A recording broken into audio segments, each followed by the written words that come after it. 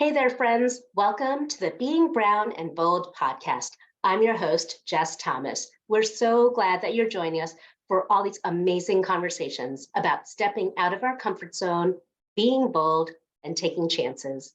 Today, I am chatting with Sarah Thomas. A former sommelier and fine dining professional, Sarah is now the co-founder and chief brand officer at Kalamata's Kitchen, where she brings together her lifelong passions for both food and books. The daughter of two South Indian immigrants, Sarah grew up in the rural town of Somerset, Pennsylvania, and was surrounded by food from a young age. Her parents very much kept their Indian culture alive through the food they cooked. And Sarah would spend summers in Kerala visiting her grandparents, spent the summers in Kerala visiting her grandparents, forming some of her earliest food memories. Sarah's love for food is what eventually led her into the hospitality industry. After helming the wine program at Bar Marco and launching the nationally recognized wine program there, she spent nearly 6 years as a sommelier in a 3-star Michelin restaurant called Le Bernardin, where she obtained the prestigious Advanced Sommelier certification. Along with food, books played a special role in Sarah's upbringing, eventually leading to a master's in literature from the University of Cambridge. Like many first-generation kids, Sarah grew up with what she felt were two conflicting identities, with her strong Indian heritage seeming to contrast against the mostly white rural town where she lived, and literature became a way for her to escape into another world. Through her storytelling work with Kalamata's Kitchen, Sarah hopes to create a confident character that other children of color can see in themselves, while also encouraging all kids to look at different foods and cultures with a sense of curiosity and compassion. Sarah has authored 2 books in the Kalamata's Kitchen series with an animated series in development. Sarah, it is so great to have you on the podcast today. Thank you so much for having me. So yeah, other than what I told you, in your own words, tell us a little bit about yourself. What does it mean to be you? Well, the intro, I think, covered all the functional things that I do and how I grew up and the things that are important to me, chiefly food and books and introducing children and their families to the world through food. That's my driving motivator day to day for what I do professionally and in my personal life as well. What it's like to be me, like slightly panicked and stressed about small business ownership all the time, but trying very hard to enjoy life along the way. I think that probably sums it up. You talked a little bit about your cultural background. Maybe share more about that heritage and how that has informed your life and your work. Especially, I'm fascinated with your visits to India every year and staying with your grandparents. Yeah, those visits really were a big part of my life. And I'm now, in hindsight, I'm 35 and I'm really grateful to have spent almost every summer of my life up until my mid-20s with my grandparents, my grandmother in particular, in Kerala. So, when we were kids, it was like the day after school let out, we went to India, and the day before school started again, we came back from India. So like it was really like a chunk of time every year. I mean, it was like 3 months, I think, school break at that time. And we visited both sets of grandparents. My mom's family was mostly in Chennai. My dad's family was in a really small town called Tiruvalla in Kerala. And my Malayalam's horrible, by the way, so you can laugh at my Really, even with like staying in the summers, you didn't like absorb all the Malayalam while you were there? Well, I understood it fairly well, but my accent was always so American that like I didn't speak it well because I got laughed at every time I spoke. But I especially when I was going regularly and communicating with my grandparents and the people who like were there, the family that was there, I could get by pretty well. I just didn't. But feel free to laugh at my accent is what I was going to say. And oh no, mine too. And my dad's parents, I think that's where I had a lot of my most formative memories because they had a working farm. And so for a kid, it's just like, obviously like being in the city is really cool. There's cool things about that too for a kid, but like there's something just really magical about being surrounded by a different kind of nature. Like I grew up in rural Pennsylvania, so I was in the woods all the time, but like in, it's a totally different flora and fauna situation in Kerala. It's just like rich and like varied. And I grew, and they did, it was a working farm. So, they grew and processed spices. And so I think like some of I loved smelling things, and so like in the morning, walking on the compound with my grandmother, we'd pick jadakya or nutmeg. She taught me like when you pick them and how they're ripe, and then you sit and separate them from the mace from the nut. You let them dry. And what I always remember really starkly is just the difference in scent from like when you're picking it up out of like wet earth, like if it's fallen, to the, from the freshness of that to what it smells like after it's dried, to then the final spice product. And so like I got to be I just thought that was normal stuff to get to do as a kid. So I was really lucky to have those formative kind of scents and food memories be part of my upbringing. Yeah. And then did you help with cooking also? No, I don't. It's funny. I love cooking now, but I didn't cook until I had to, like until I went to college, because I don't know how it was for you growing up or with your grandparents or your parents or anything, but like mine didn't want me anywhere near the kitchen, like functionally. Like, I mean, the kitchen was the center of the home, so I was always sort of surrounded by the scents and sounds and obviously tastes of food as well, like growing up, but I didn't actually actively participate in the cooking process. I just like did my homework in the kitchen where my mom was cooking. So I was surrounded by it and immersed in it, but I didn't do it. Certainly not when I was in India. There were just, there's a whole team of people doing that they were like, please leave, like get out of our way. Yeah. Aw. Do you have a preference for Kerala foods versus other foods? I mean, my favorite foods are all Kerala, probably all, not all, but like largely Malayali foods that I grew up eating. But like, I don't make those as often as I make other things, only because they're never as good as my mom's. So like, they're my favorite foods, and I do make them, and I love making them for friends. But in my head, I'm like, why would I make this all the time? Because it's not as good as my mom's. So I make other things for myself and my husband generally, but I save those things for friends who've never had Kerala food before. And I personally just gorge whenever I go home.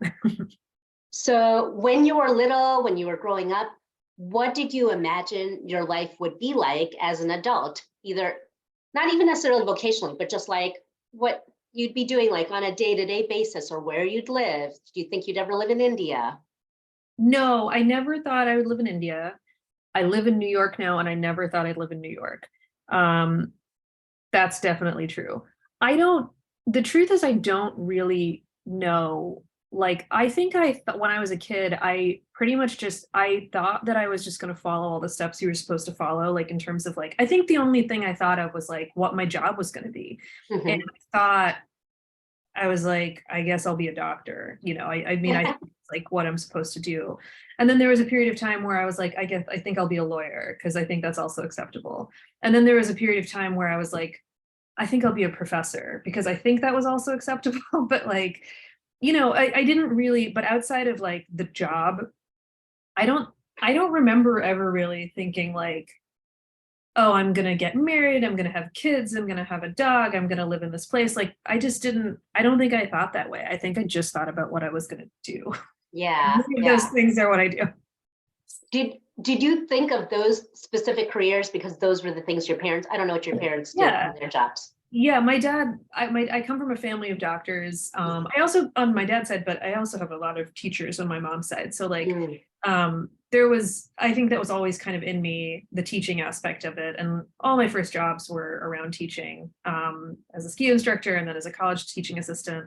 But yeah, like I really just thought, I only thought about like the functional elements of it. And it's like, what I think part of it is because like my dad's personality was also his job, right? Like, and that's just like the model that I grew up with, was like, my dad was a doctor and like that was his life. And I was like, yeah, that's his personality too. Like, yeah. And it also just seemed normal to me. So then I guess it was difficult for you to figure out a career path, because you had I should, all these things, but I mean, you loved reading even as a kid, and you love food. So was it hard to like choose any one thing, or did you just be like, oh, just I'm doing the next thing, I'm doing the next thing? I think in the moment it felt hard to choose, and in hindsight it's like, no, that was the lot that like I was always going to do that. Mhm. And I mean in the so I went, it's kind of funny how it all ended up like happening. I went to college early and I was pre-med, and what I didn't realize was that because I was 16, my grades would still get sent home to my parents. And I didn't know that. And so like after my first semester, I think my freshman year, I sneakily had changed my major to literature and political science, and I like forgot that they were gonna find that out. Um, and and I did it because I liked the professor that I had for freshman comp, right? Like that was Mm, like the reason I did it. I was just like, I don't think I can do organic chemistry right now. yeah. I really like, this is the one class I've enjoyed. I'm gonna try and be a lit major, and I love reading, and I whatever. It wasn't like a super, I wasn't at that point, I wasn't thinking about like what my career would be. I was just like, I need to do something different. Mhm. That wasn't received well, but it's what I did anyway. And that was the point where they were like, okay, well, if you're going to do literature and politics or in political science, like you can be a lawyer. And I was like, great, that seems like a fair outcome. Yeah, And again, that's not what happened. right. But that was what I was working towards after I switched, which again wasn't like a well thought out switch. It was just like what I needed to do at the moment. And I did it, Mhm. which Yeah. seems to be a theme in my life. No, but that's cool because it felt like you weren't doing conventional things or maybe like what was expected, but you weren't punished. You weren't forced to like, no, you're going to change your major. You are going to be a doctor. No, they did. They tried. I mean, they didn't, there's not really, I guess there is a way to force, because like that, I feel like that story, I've heard that story a lot, that does happen to people, but they, I don't think, I think I was stubborn enough that they were just like, fine, whatever, like do you. And, but you have to have, their thing was always that I just had to have some sort of concrete plan, Mhm. um, to get some sort of job that had in their what in their minds what equaled security. Mhm. And so there's just a couple professions that then to them guaranteed that. And so like they were like, fine, do English and politics, but yeah, it's in order to be a lawyer, right? You Yeah. agree? I was like, yeah, sure, fine. Um, so yeah, they didn't force me in one sense, but I still was having to operate like within what they thought was acceptable about what I had chosen, if that makes sense. Yeah. So then it's not like I know for me growing up, it wasn't just the people in my house, my parents, it was also the aunties and the uncles that like they communicated with, whether they lived close to us or far from us. Did you have that kind of Kerala community around you geographically? Like, tell us about your No. experience of that. No, I didn't. In Somerset, there was, I think, a very unique. I mean, there weren't very many non-white people to begin with. There was a very small Indian community, almost all of whom were in the jobs that like have come to become stereotypical for Indians. Right, it's either the doctors or the hospitality workers, so like hotel owners and stuff. And all of us, in Somerset, we all hung out together because you create community where you need it, and that's what they did. But almost nobody was from the same place, which is really Mhm. interesting, and in hindsight like a very unique way to form an Indian identity, because oftentimes I've noticed that like ever in living in other places, Malayalis group together and Gujaratis group together, and it's so on and so forth, and in Somerset you just didn't really have that option. So like I had Gujarati aunties and Marathi aunties and one Malayali auntie, and like I had and from everywhere, and one Yeah. Bengali auntie who like was really formative. And so no, I didn't have a specifically Malayali like community growing up, and I never really did after that either.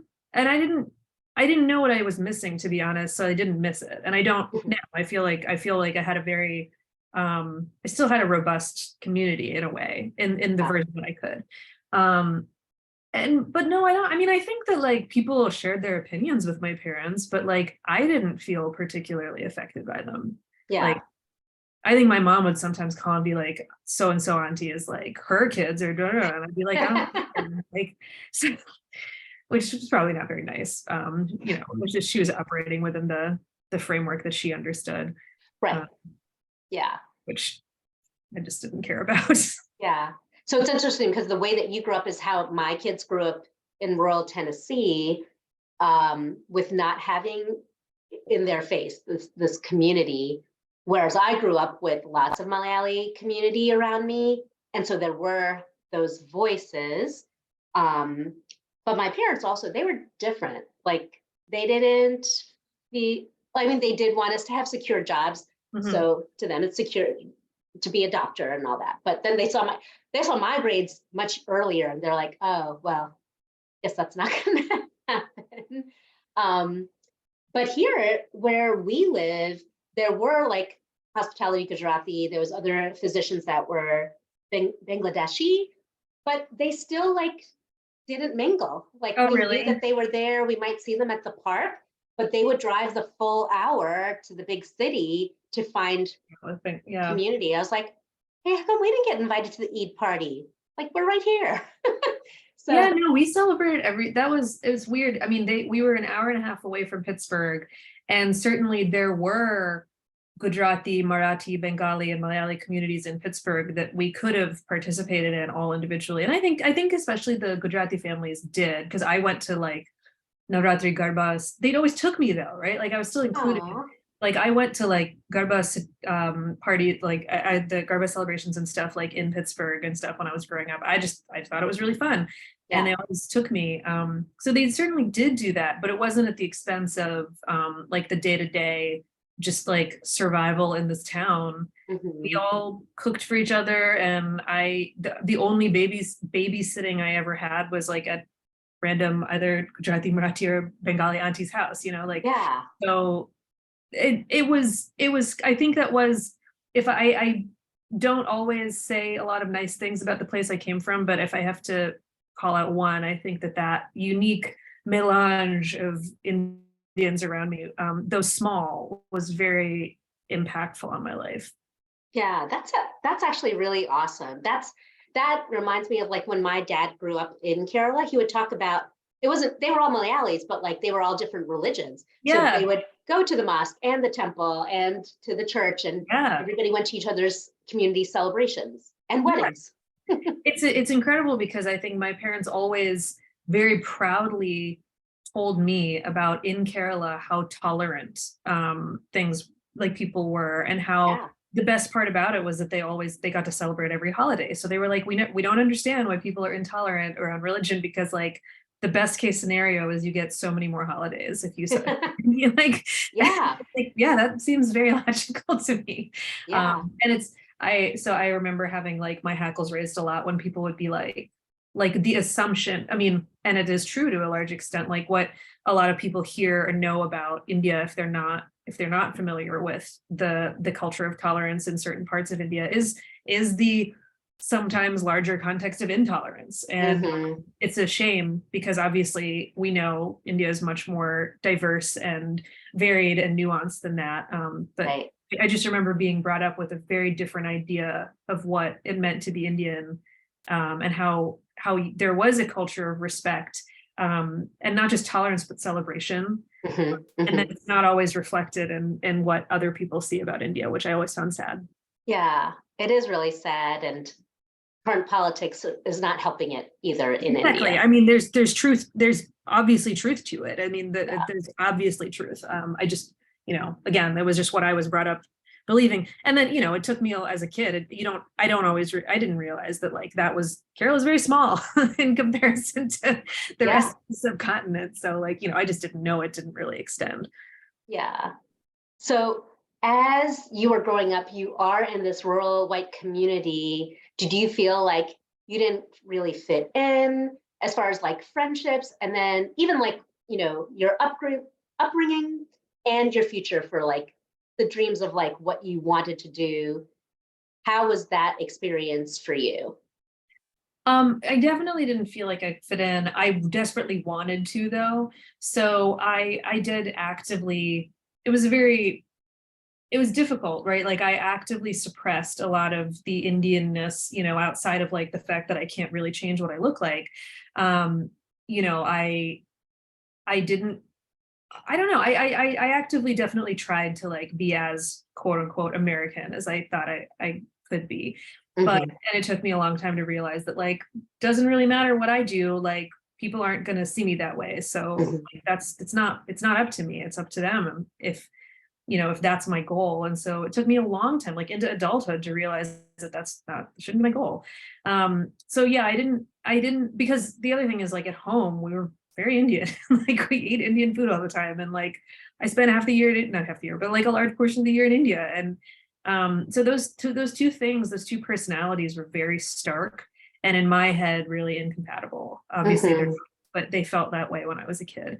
Um, in terms of like dreams and stuff, I don't know. I don't think I didn't, I think I had kind of a dim view of what the majority of people in my town wanted to do with their lives. Mhm. For one, like would rather die than like stay in the same place that I grew up in. That sounds so harsh, and I don't judge anyone for doing that now. But when I was a kid, I was like, I would never stay here. Um, Mhm. and I think that was the ambition for a lot of people that I grew up with, and that's fine. That's absolutely fine. It wasn't mine, so that's definitely a big difference that I had then, and I'm sure that rubbed people the wrong way, just as they rubbed me the wrong way. Um, Yeah. so yeah, I was a sore thumb in that town. I think like, as I'm hearing your reflection, we felt like we were called to be in this tiny town and raise our family here, but I had full expectation my children should not stay here. Like and we homeschooled just because we just felt like that's what we need to do with our kids. And we knew other homeschoolers in this area. I'm like, but my goal is so that you get out of here Yeah. and you are not a burden on society, but you contribute. And so they all left, and one took a while. He's finally moving this year.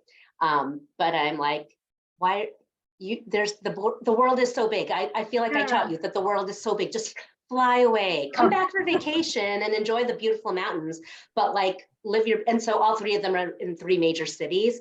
So it's like fun to see, okay, they have some angst about their upbringing, but then as they get older and look back, they're like, but there were some good things that we experienced that we never would have experienced in the city and in the yeah, suburbs. definitely. That's definitely true. I didn't see that when I was a kid. And it's also like not true that the whole population was homogenous. Like there've been people who left to great success and came back to great success and did whatever. But like I didn't know any of that when I was growing up. It Yeah, seemed like me versus them. yeah, It's not true. It's just what it seemed like. right, right. It's your perception at each Yeah. stage, and Yeah. we grow and evolve, and yeah. Yeah. So with your education choices for yourself of like what you wanted to study and what you wanted to be, did you feel, and I even like that dual identity of like, I'm American, but I'm Indian. Did you ever struggle with honoring your parents in that whole process? Yeah, definitely. Because even though I was like, whatever, it's my life and I'm gonna do what I want, I felt very burdened in a way by not that like I wouldn't not burdened so much to the point that I would like switch and be a doctor because it's what my parents wanted, but burdened with the weight of what I felt was disappointment from Mm-hmm. them, that Mm-hmm. like if I didn't succeed in the thing that they wanted me to the degree that they wanted me to, that they would just be disappointed in me for the rest of my life. And that they had worked so hard, they'd like basically their whole lives were about us doing well, like, which also seemed like a shame to me, but like that's what it was, that was the truth. So I did, As yeah. all immigrant parents, that's that they Yeah, all came here so we would have a better life. right. So yes, definitely I felt that pressure. But ultimately I was like, I think I there was a phase where I was like, whatever, they've written me off. And that's also feels bad.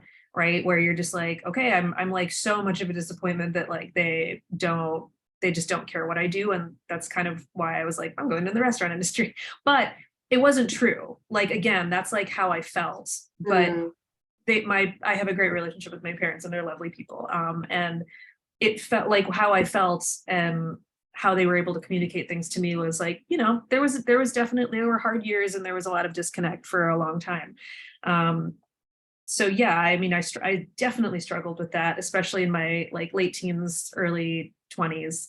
It was very hard for me. yeah. Um, I had interviewed Manit Chauhan, and she's like, "Oh, I still struggle. Like this is a Yeah. lifelong. As long as you have parents, you're gonna struggle." Yeah. I mean, that's also true is like, no matter what I do, I'm always like, what is my mom going to say about this? And how is this going to get translated to the WhatsApp groups? And Mm, like, yeah, sure. But it's different. We have reached a different level of understanding, I think, than the late teens, early 20s, like constant struggle. yeah, yeah. It does continue to get better as we get older, and our parents are a little bit more right as we get older. Totally. And I have a lot more empathy for them too, because like there's a switch point at some point in your life when you start to see your parents as human beings and not just your parents. Yeah, And there's lots of decisions that they made that I grew up being like, why the hell would you do that? Say that, put us here, do whatever. And in hindsight, I'm like, you were doing the best you could. And like, I don't blame you at all. In the yeah, same circumstances, how can I say I wouldn't have made the same decision? So yeah, I like that's also helped. That's tempered my feelings of like guilt or whatever that was in my when I was younger. Because it's like we're all just doing what we can. And like I'm not angry at them for decisions that they made or the ways they communicated with me because that's what they knew. right. um, and we've I'm lucky enough that I think they've evolved and in the same way that I have. Mhm. Like I don't know that everybody gets that lucky, but I do think my parents have tried to change and I think I've tried to change, and it's always, you're always working on Yeah, it. yeah, That that's video really about it good all to the hear. time. Like Yeah. Oh, don't worry. The next 10 years, you're gonna hear and like all different parts of your brain, like, wait a minute. yeah, That's- I'm sure there's going to be so many moments where my mom will not be able to stop herself from saying, I told you so. And you know what? That's fine. I do work really hard to not say I told you so. It's fine. I'm But it like, is, it's fine. yeah. She's right. Um, Right. so I don't know if this was your experience, but like for me growing up, a central focus with our community as a brown person is marriage. And so we always were told, me and all my friends, like, you're growing up, you shouldn't be dating, just finish your education, get a job, then you can think about marriage, and then maybe you can meet somebody and tell us about them, but we can help you with that. But you don't really start like enjoying relationships until after you are married. So that's what we were taught. I don't know if any of that echoes with your story. Yeah, I think that's exactly what they said, but that's definitely not what I did. And many of us, yeah, it's not Yeah. what we did. Yeah, no, that's almost the like exact narrative that I was fed, but like I was always like, cool, sounds great. And then like I dated, I did whatever I wanted when I Yeah. went to college. Aw. Did you meet your husband in New York? No, I met my husband in Pittsburgh when I was working at that restaurant Bar Marco. Ah, okay. Yeah. Neat. Well, congratulations on your pregnancy. That is Yeah. super exciting. Thank you. So, as you are looking at this next chapter of your life, you didn't plan on living in New York City. So, what are your thoughts for raising your child, being biracial, living in the melting pot of New York City? It's a little different than the way you were raised. Yeah. Um, it's one of the main reasons I stay here, to be honest, because I think there's lots of places that are happy mediums between New York City and Somerset, Pennsylvania. But given given my experience, I do have some anxiety around like never wanting my kid to feel like they're the only one, right? It's like that was my norm for so long. The like the ways that contributed to me feeling like I didn't, like in a room in a town or whatever, like I didn't belong there. That's a personal anxiety that I had for a long time, and I don't know that it would be the same for my kid, but I don't, like, there's part of me that like doesn't want to find out and doesn't want them to have to find out. So like one of the main reasons that staying in New York is important to me right now, at least, I mean, I'm not saying forever, but like, is I think about that all the time. It's like I don't want them to have a similar experience to what I had. I don't even know if that's like likely or possible anymore, because it's not like I would move to Somerset, but like, Right. or that Somerset would be the same. I have no clue, but it's a better, more indication to me that like that won't happen here. So it's a big part of why we choose to stay for now, at least. I've had friends who have moved from like the suburbs of Atlanta, the suburbs of Chicago, so truly the suburbs, and they moved into New York City. I think both of them moved into Manhattan, and they said it was the best thing they did for their family and for their kids, like living in a tiny space because of proximity. They had to learn how to like love each other in their face. Yeah, there's a lot. I mean, there's a lot that's really difficult about living here. And my husband can name all of them. He also loves it here, but there's a lot that's difficult about living here. But I think there's a lot to be said for things like that, of like, yeah, I mean, how much space do I need really? Like, and how much space do we need? And like, if it might be nice, especially for the first few years of life, to, you figure out how to love and how to live in the space that you have and with what you have. And like, I'm kind of, maybe this is another theme of my life, like I guess I'm kind of excited to experience it this way because no one else in my family has. And so it's just like me getting to do something a little bit different from what was maybe expected or wanted for me. Yeah. No, I think it's going to be great. Like, because I've heard as people are like, oh, I would never raise my child in the city. But the more people, in fact, I have a friend whose son just graduated from high school in the city. And they've like loved their life because there's so many opportunities that you have that, you don't have a sprawling yard and a pool and like taking horse riding lessons, whatever. But so what? Like there's so many other things. It's a trade-off. Like everything is a trade-off. There are huge benefits to not living in the city. There are huge benefits to living here. And I'm willing, right now, my scale tips in the direction of living here. But it's not to, I'm jealous every time I visit my friends who don't live in the city. And I'm like, why don't I do this again? But ultimately for me, like my scales tip in the direction of the opportunity here, the exposure here, the diversity, like it means just so much more to me. And like people talk about the public schools and the school systems and stuff all the time. And I'm like, look, my school was like one of the worst in the country. And my siblings and I all went to public school in one of the worst performing school districts in the country, year after year. And we're fine. And so I have a lot of faith that like a lot of the schooling system is like what is reinforced at home, which maybe I'm completely naive. I don't know, but like that's what you're right. You're right.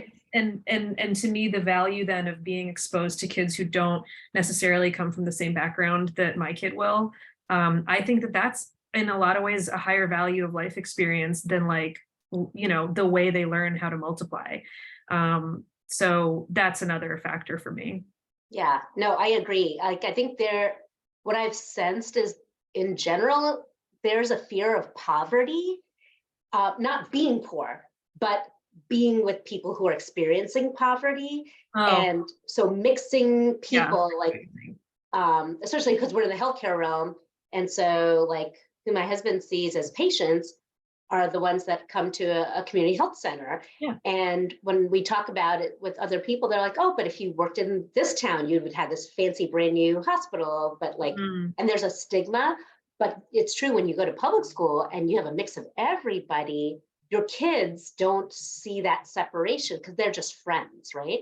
Yeah, exactly. And I think that's really valuable. I think that's really valuable life experience. I think I mean, to me, that kind of exposure leads to empathy, and an understanding that like we're lucky, like we're all lucky in our own ways. And it's like a genetic coin flip that we got to be where we are. And I want my kid to understand that it just, a flip of the coin and could have been somewhere else, or I could have been somewhere else and in different circumstances and paycheck to paycheck and who knows what else. And like, that doesn't mean that that person is better, is worse than you in some way. Like you have a different kind of life, and I want them to grow up seeing that and respecting that. It's very important to me.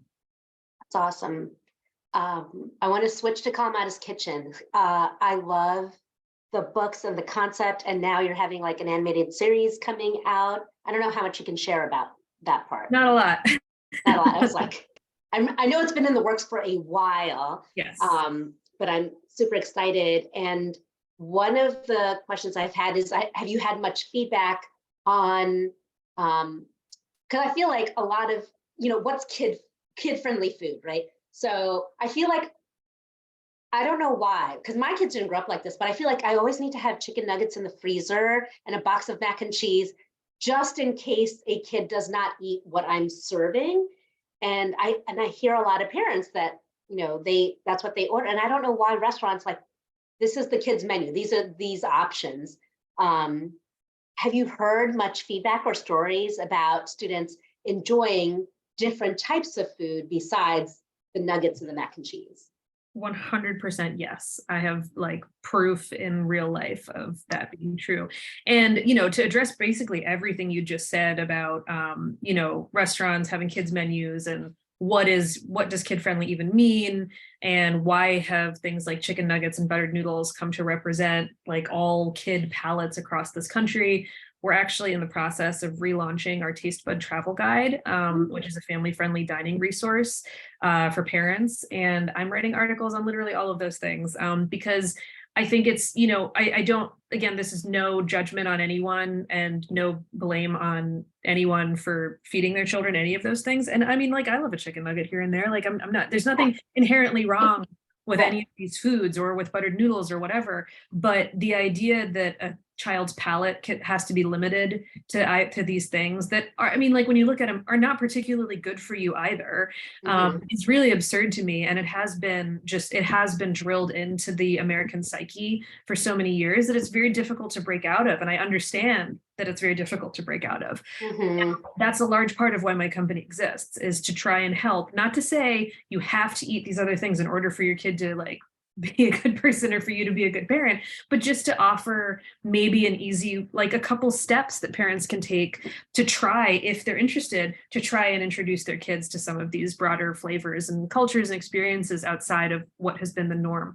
So we have done tasting events in the past where part of the buy-in for the kid is that like we give them a VIP badge and a passport, and like it's theirs, and we're like, this event, this is for you. On the passport they have like 6 to 8 different bites of food from all over the world, and if they agree that they're going to try each one 2 times, they get a stamp. They finish their passports, they get a prize. And yes, are we gamifying this experience? 100%. But if the point is to just get a kid to get over the fear of the unfamiliar, this is a really good way to do it, because once they've done it once, they know they can do it and they'll do it again. And we've seen that time and time again. So like the last event that we did, 2 of the vendors that we had were Kopitiam, which is this amazing Baba Nyonya Malaysian restaurant here in New York, and the Maca, which is an Indian restaurant here in New York. And now these are 2 restaurants that like adults cannot get a reservation to right now. Right. Like the chefs are famous, they make incredible food, and like adults are like clamoring to go to these places. Both of them showed up in person to, like, Chintan Pandya came to this event in person to make bites of chaat and feed it to kids because it was so exciting for him. And the kids were so excited to do it, and parents were like, oh, I don't know, I think it might be too spicy. And I was like, what? Just don't, maybe just let them see. If it is, it is. But like, don't preface that. Let them just go and do it. And they ate everything. They ate everything. There were 6 bites of Malaysian and Indian food there, all different. None of the kids, I think, with maybe like one exception. Like none of them had had any of the foods. They all tried them. Most of them went back for seconds. I mean, they're little, so like you can only eat so much quantity wise, but Yeah. like they loved it. And so we have proof, and we've done that time and time again at food festivals, at wherever, and we never pick the easy things, right? We pick, we pick things that like parents might not think of as immediately kid friendly, and that's the point, because we have to have parent buy-in.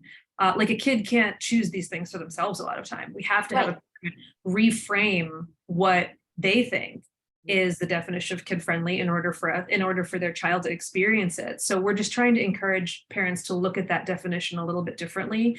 One of the best ways that I found to do it is, again, no judgment here, but just simply reminding people that like what do you think kids in India eat? Right. Are there not kids there? Like Right. food itself is not inherently not kid friendly because you are not familiar with it. The food is kid friendly, and you have proof of that because 1.5 billion children eat that food.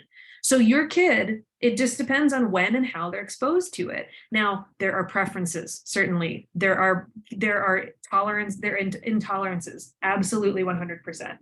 All we're saying is offering that different perspective on saying it is possible that these things can also be enjoyed by your kids and by you. They don't have to be inherently unfamiliar and unfamiliar be bad. They can be just a way for you to expose your kids to a broader number of spices and flavors and textures, if that's something you want to do. Yeah. I think, I feel like that's what you're talking, like, I feel a lot of parents project what they like or don't like onto their kids. So then the kid will be like, oh, I shouldn't eat that, can't eat that, won't be good. And so then they just think, oh, I'm not supposed to eat that. Or like, ew, I don't want that. But for so many years, it's not like it's up to the kid what they get to eat anyway. So like, that's the thing. It's like a lot of the blame, there's a lot of rhetoric around picky eaters, right? Like that's like a top search term, and there's a lot of writing and a lot of advice that exists out there on like how to feed picky eaters and how to get your kid to eat more vegetables and all of these things. And ultimately all of that is, what is it? It's feeding the parent perspective, which is because the parent is controlling what the kid eats. So all I'm saying is I'm just adding to that. Like, and there's a real chorus of perspectives out there. So I understand that like it can be really overwhelming.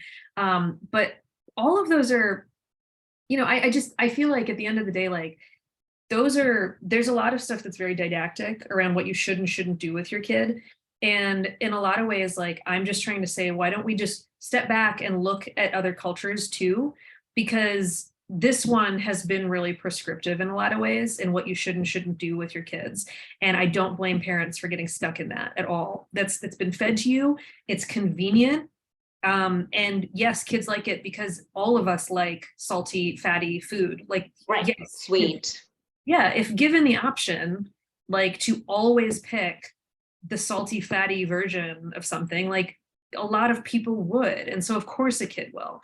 But it's about the exposure, the opportunity to expose your kids to different things and see what works and see what doesn't, that I think people find scary. And we're just trying to demystify that. And the large part of that is by like getting the kid to buy in. And that comes with the characters, right? With Kalamata, with Al Dente, with them not being scared to do it in the first place. And then the parents like, oh, it was me that was scared to do this in the first place. And I feel like part of that fear also, because what I hear is, but then my kid won't eat anything, right? So I have a fear that my kid is going to be malnourished or whatever it is. Scary. But I feel like what we did with our kids, they don't have, if you don't finish this, that's fine, because we also don't want to have this, like, you are forced to eat this. And because then you have the empty plate club, and that's not healthy either. But if I know they don't hate it, they just don't prefer it today, or they would rather eat this other thing, then I'll be like, okay, this is your food. And, everybody has their parenting techniques. This is your food. We know you don't hate it. You just don't feel like eating it right now. Like, eat however much you want of it. And whatever you don't want, that's fine. But there's no more food for you for the next 3 hours. So this is going to be saran wrapped and stuck in the fridge.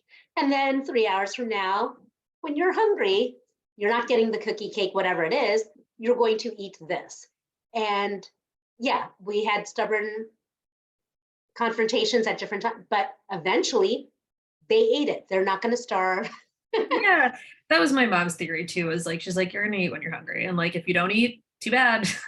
Yeah. Like, but yeah, we weren't gonna starve ourselves. So like we ate the food eventually. And like that's not something I would project onto another parent and be like, that like you said, everyone has their own styles of doing it. That is how I grew up.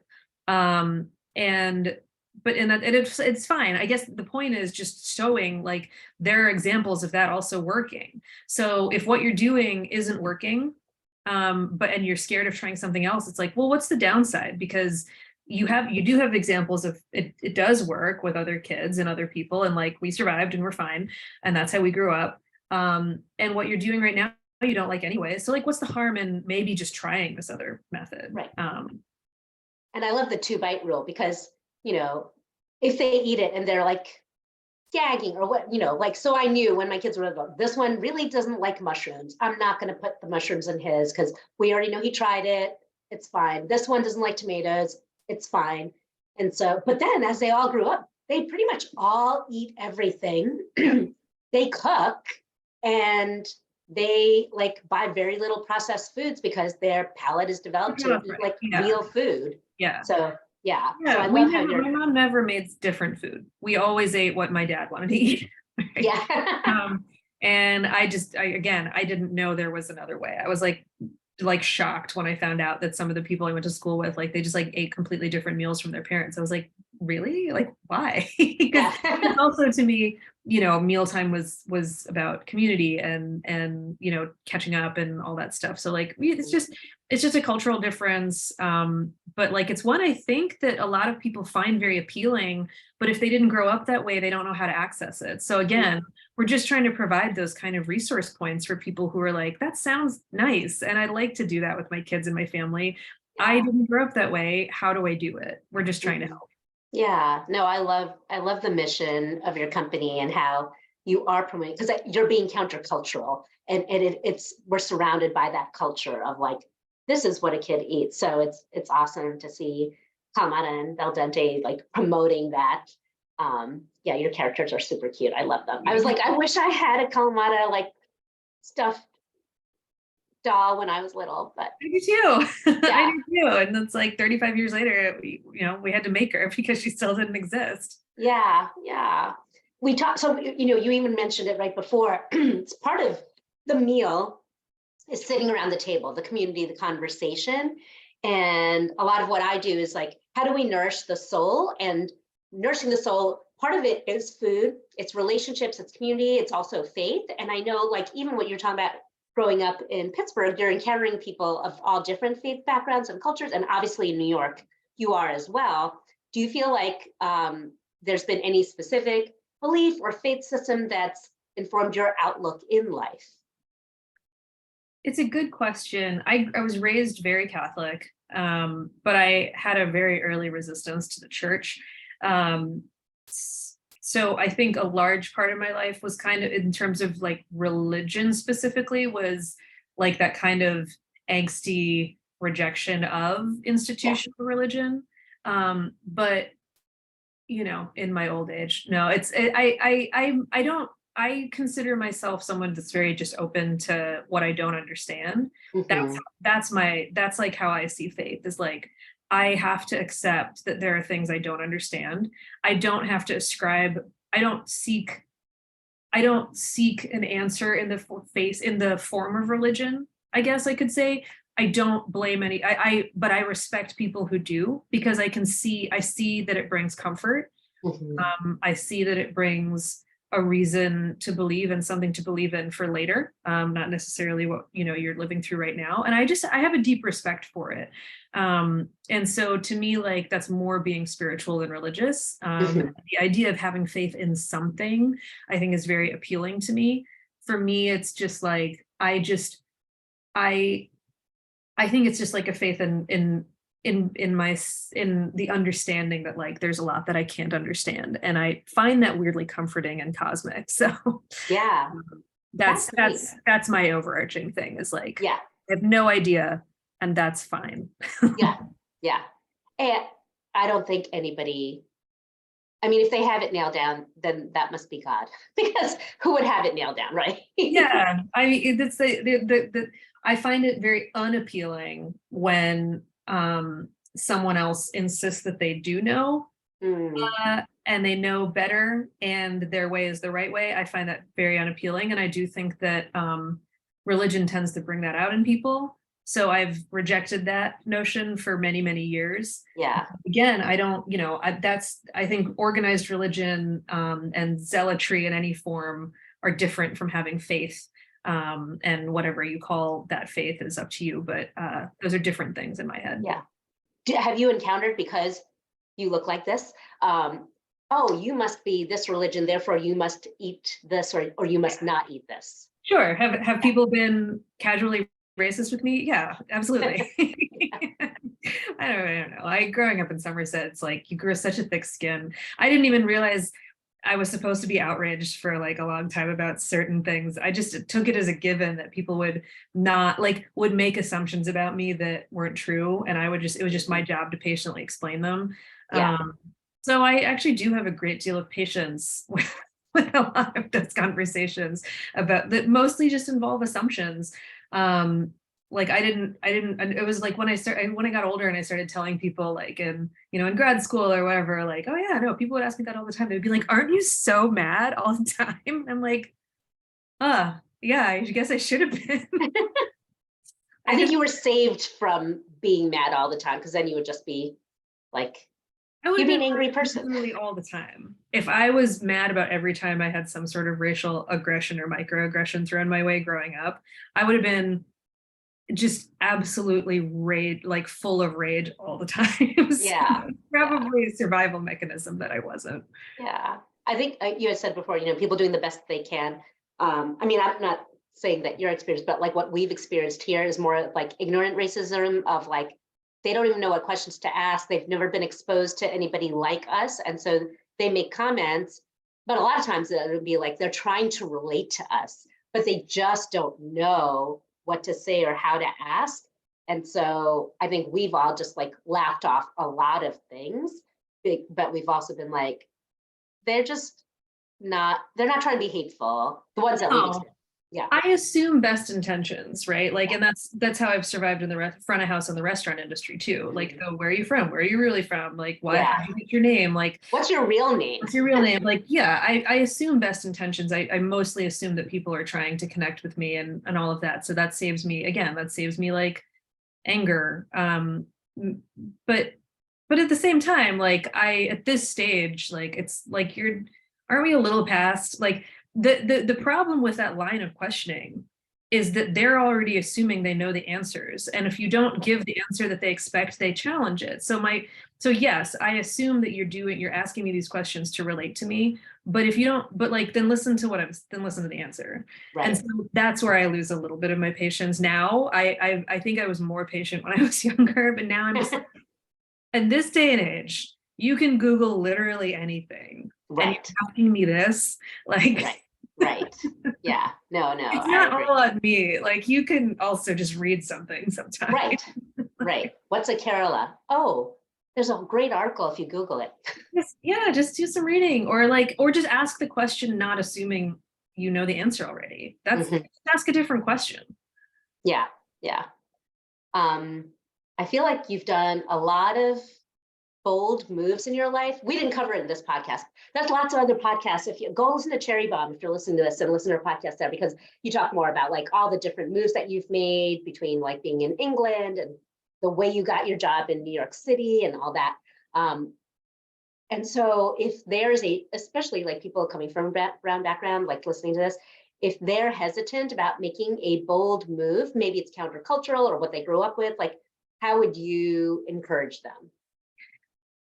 This is either the worst advice or the best advice ever, but like I'll just tell you honestly how I was able to make those moves is because I didn't in the best moves that I made, the biggest moves that I made, for example, like into the wine world and then to New York and to start this business, I didn't know what I didn't know And it's counter to everything I was raised to do, which would be to like project out a plan for 10 years and research it and have everything in place before you take that step. I leaped into stuff that I didn't know. And I think sometimes if I had known more about the restaurant industry, for example, I wouldn't have done it. But if I hadn't done that, I never would have started my company and with my co-founder. And like, there's, in hindsight, like I am shocked sometimes at like how little I knew about some of this stuff, but I'm grateful that like I at that stage acted against my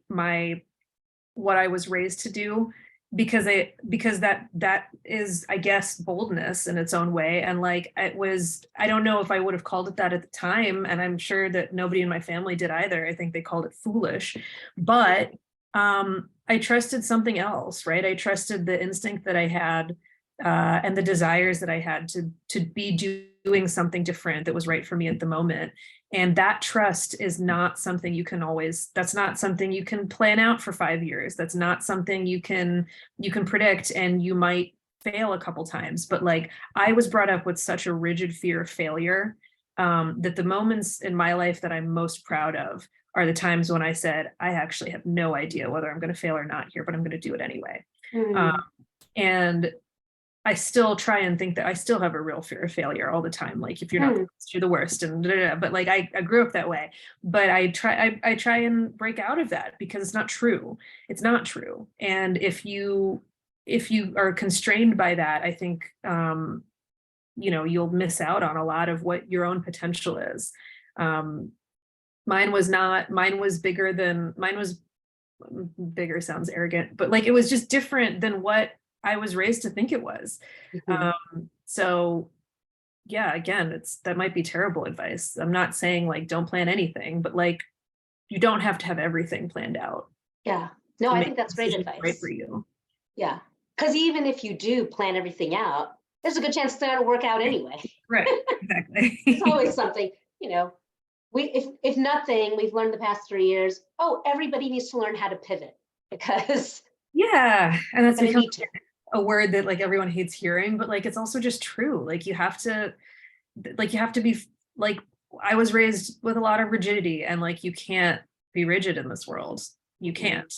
If you can, but honestly it's probably harder on you in the long run. And I think I wasn't necessarily raised, I don't want to speak for anyone else, but like I wasn't necessarily raised to think outside the box. But I was an inherently creative person too. So like once I stopped like trying to stifle that, things also became clear to me in terms of what I actually wanted to do and what I felt like I should do and where they could intersect and where they couldn't. Yeah. No, I think that's great advice. People listen to that advice and take it. Okay, I always ask our guests if you had to choose chai or chaya, tea, like dipping tea, coffee, filter coffee, like any mangalesi, like what's your beverage of like, I'm treating myself? I drink a lot of sparkling water, but like no, if like as a treat, someone's making me masala chai, I'm so happy. Yeah. It's like my favorite comforting thing. I don't often make it for myself because I'm lazy, and I'm like, well, I'm not lazy, I'm just really busy and I feel like it takes a long time. But like I buy Cola Goodies, the Sri Lankan tea, which isn't masala chai, but it's like just as comforting to me somehow. Yeah. So I love that. But yeah, masala chai, if I make it, I'm always like, this was the best decision I made today. I do have a microwave method that I did on Instagram, and I showed Monica from the Chai Box how to do it, and because she didn't believe me that it would be good, and I was like, no, trust me, and like it cuts half the work that if you do it this way. So I do recommend that, and that's how I do it every day, because I'm just making it for myself. Right. Yeah. Because I would just be making like 1 cup. Yeah. Yeah. You just need a 4-cup glass measuring cup, so when it's rising, it doesn't like overflow. I'll grind in between. Also, the question I ask is, do you have a curry leaf plant? And if so, share your best advice. I have 2. One of them is thriving, one of them is not. And to be honest, I treat them exactly the same way. So I have no idea why they're like this. Yeah. They're like from the same cutting. So if anyone has any advice for me, that would be great. I don't know. Someone told me to like when I make rice all the time. So they said when you water it, water it with the rice, use the rice water. That's like I don't think I do anything special to them, but one's really doing great and one is just not. So I don't know. The one that's not doing great, is it have like a disease or like yellowing? No, it's just not prospering. Yeah. This is what I've been telling everybody. Sam Four from Tuk Tuk, she had said her Sri Lankan auntie said strip, the one that's not thriving, strip all the branches and start it over and it should come back. I'm going to try it. What do I have to lose? Right. And then the leaves, if the good ones, you just take it and dry it, and then like you can powder it and make like your own curry leaf powder. Yeah, I don't even have that many on here, so I'll just make some curry for myself. So and strip the rest. Yeah, strip it, take a picture, and see in a month what happens. Cool, I will. Yeah. Thanks, Sam. I love Sam. She's the best. I have the best people on this podcast because they all have like really great things to say. So do you have anything that you would like to share about Kalamata's Kitchen, things that people should be looking for? Sure. I mean, I think please follow along on, our social media channels. It's at Kalamata's Kitchen and at Taste Bud Travel Guide. Make like the summer, if you're traveling, definitely check out the taste with your families, especially. But also just like adults, I vouch for every single restaurant on that list. The Taste Bud Travel Guide is a really great resource, and like I said, we're within the next like 2 weeks, it's going to be fully refreshed and updated, and it's a great resource. There's a lot of articles on there for dining out with your kids and like what just tips and tricks to keep them engaged and introduce new flavors. And I just hope that people find it helpful. I've found it really fulfilling to work on and to write. And so I just, I'd love if you do find anything about it useful or helpful, I'd love to hear from people too, and feel free to reach out. Yeah, that sounds great. Anything in Knoxville, Tennessee?